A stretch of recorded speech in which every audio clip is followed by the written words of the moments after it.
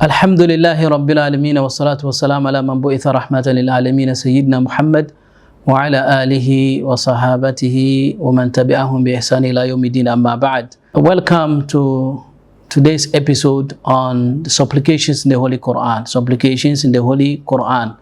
Today we look at a very outstanding and unique and powerful prayer mentioned by the Prophet of Allah subhanahu wa ta'ala, the Noon. The Prophet of Allah, the Noon, that is in Surah Anbiya, verse number 87. Verse number 87. This prophet is one of the greatest prophets. It's a prophet that was given a task to convey the message of Allah to the people. They disbelieve, and he saw signs of the punishment of Allah coming, and then he departed from that particular community out of fear that he may be inflicted with the punishment of Allah. However, a prophet of Allah sent on a duty and a mission, you don't leave the mission without the permission of Allah subhanahu wa ta'ala. You don't leave the mission without the permission of Allah subhanahu wa ta'ala. So Allah subhanahu wa ta'ala sort of put him to a test. And that test was that he was on a canoe, and it so happened that there was so much wind, violent wind blowing, and the people have to offload. They realized that the canoe was sinking, it's not stable. They have to offload some of the items on it. And so happened that they have to draw lots. They drew lots, and anytime it is that prophet, the Noon, that is affected by the lots that were being drew. And so they have to cast him out into the ocean. And immediately he was casted out of the ocean, he was swallowed by a whale. So while in the stomach of the whale, he supplicated to Allah subhanahu wa ta'ala. Such supplication that Allah subhanahu wa ta'ala, through which Allah answered his prayer. And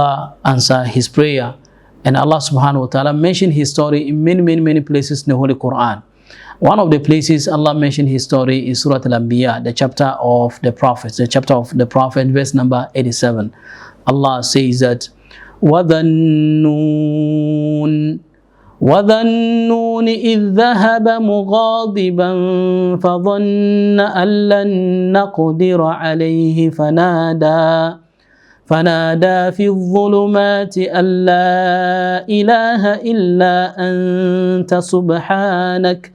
سبحانك إني كنت من الظالمين. وَذَنُّونَ, Allah said the Noon. The Noon is this prophet. He is called the Noon. According to some scholars, this is the companion. In some places, Sahib al-Hut, the companion of the whale. And the companion of the whale, that is Prophet Yunus alayhi salam. Is known in English as Jonah. And here Allah referred to him as the Noon. Other places is Sahib al-Hut, the companion of the whale.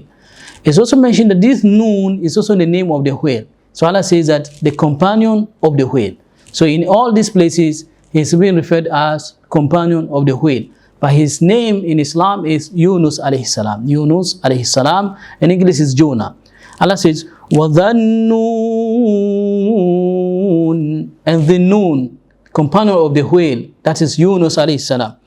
إِذْ ذَهَبَ مُغَاضِبًا, when he left out of anger. Out of anger for what? He called his people for years and never listened to him. And he saw a punishment, a sign of punishment gathering. And that sign of punishment was that the cloud became so dark and gathered at a particular place. He saw that, lo and behold, there's no way punishment is going to befall on my people. And when the people also realized that the punishment has come, these are the signs of punishment, they all came together under that cloudy, dark, cloud, and they asked Allah to forgive them. By that time, Yunus alayhi salam had already left his post. And as I mentioned, a prophet of Allah on a mission, you cannot migrate until Allah asks you to migrate. And that's why our Prophet Muhammad sallallahu alaihi wasallam, when even upon being persecuted in Mecca and being, different kind of punishment being unleashed on him and his followers, He only permitted his followers to migrate to Abyssinia, to Habasha, Abyssinia, Ethiopia. But he himself did not migrate, because he will not migrate until Allah asked him to migrate. And when even migration was allowed for people to go to Medina, he allowed everybody to go until finally a permission came for he himself to migrate. He cannot on his own decide to leave his post. That is how difficult the work of prophethood is. It's very difficult that you are being sent to the people, you have to face it. And that's why some prophets lost their lives. Many of prophets lost their life. Allah referred to the Jews as people yuqattiluna anbiya. They used to kill the prophets. And this yuqattilun, it gives an additional meaning in Arabic when shadda is put on a word. It's different from yaqtulun, the kill. But yuqattilun is a sign of so much frequent many killings of Prophet of Allah subhanahu wa ta'ala. And so he is not allowed to leave his post, but he left his post out of anger. Allah says that فَظَنَّ أَن لَّن نَّقْدِرَ عَلَيْهِ, and he thought we will not have power over him. That is, why do you leave without Allah asking you to leave? And Allah has the power to return you back. He has the power over him.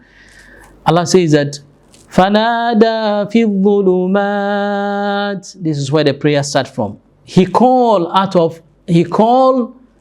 in darkness. He supplicated to Allah while in a state of darkness. The scholars mention that there are 3 layers of darkness. He was in 3 layers of darkness. That's why Allah used the plural form of dhulum. He says that فَنَادَى فِي الظُّلُمَاتِ. He called in darknesses. And these darknesses are what? Already he was swallowed by the whale. So he's in the belly of the whale. And also in the belly of the sea and in the darkness of the night. 3 different kind of darknesses. And yet Allah listens to him.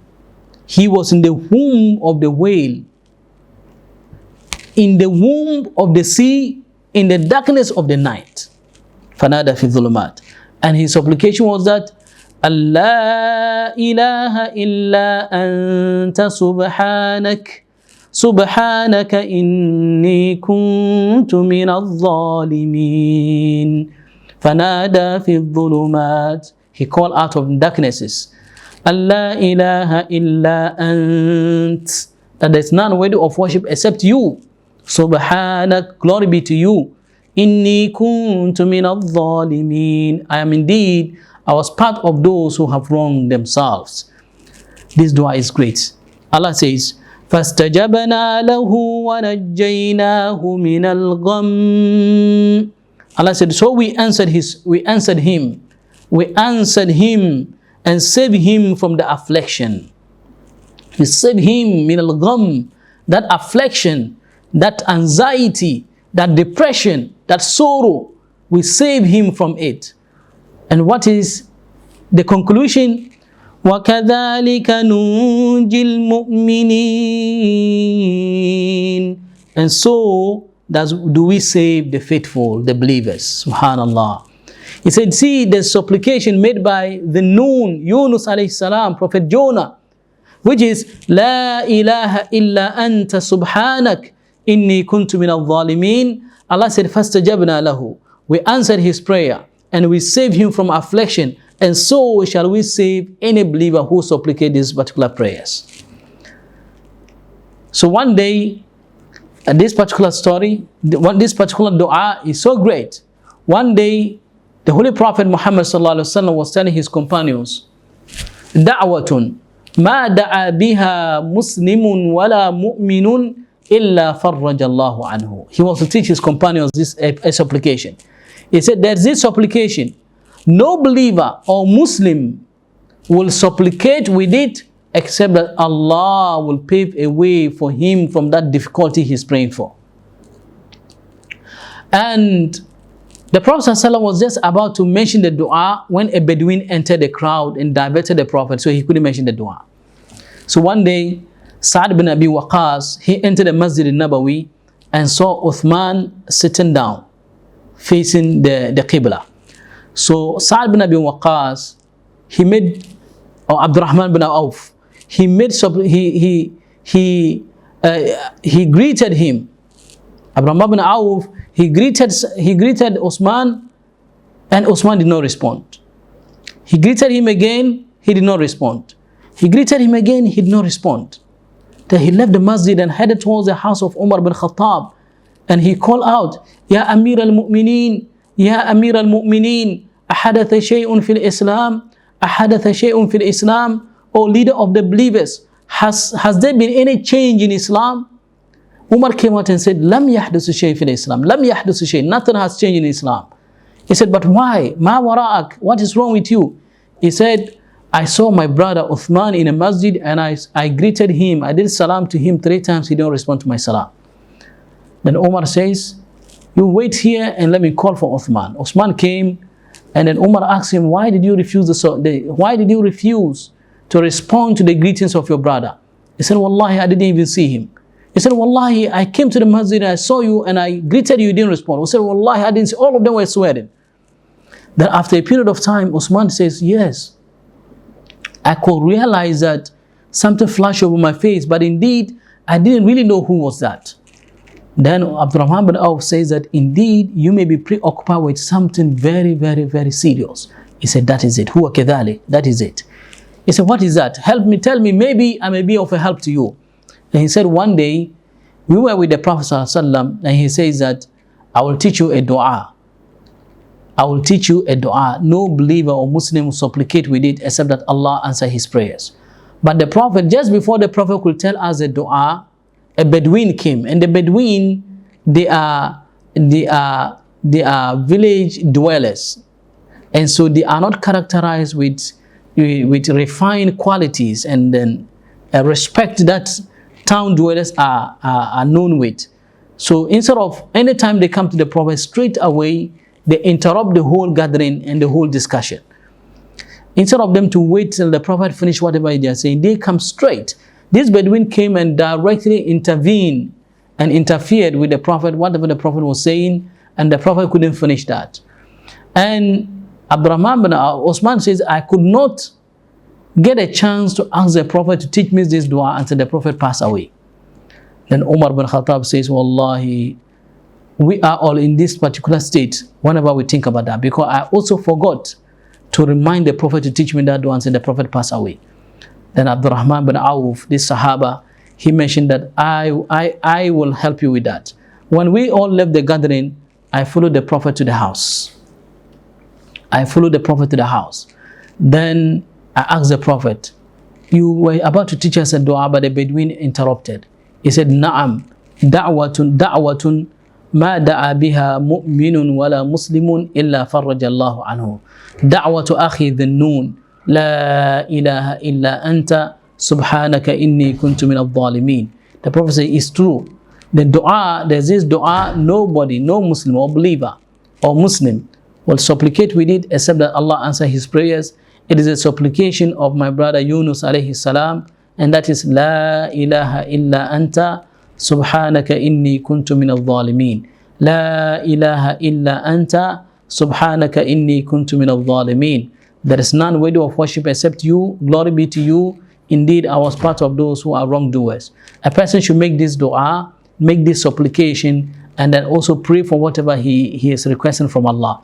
If you are in any kind of difficulty, this dua is a solution to all those kind of difficulty. Employment, marriage, looking for job, about to travel for greener pastures, and anything that a person is looking for, any difficulty a person finds himself, sickness, a person should make this dua, and Allah subhanahu wa ta'ala will answer his prayers. If you make this dua with sanctity, yaqeen in Allah subhanahu wa ta'ala, it becomes a swift solution to all the anxieties and difficulties and afflictions that one is going through. Pray to Allah to give us understanding and the ability to make this dua. والسلام عليكم ورحمة الله وبركاته. وقال ربكم ادعوني أستجب لكم إن الذين يستكبرون عن عبادتي سيدخلون جهنم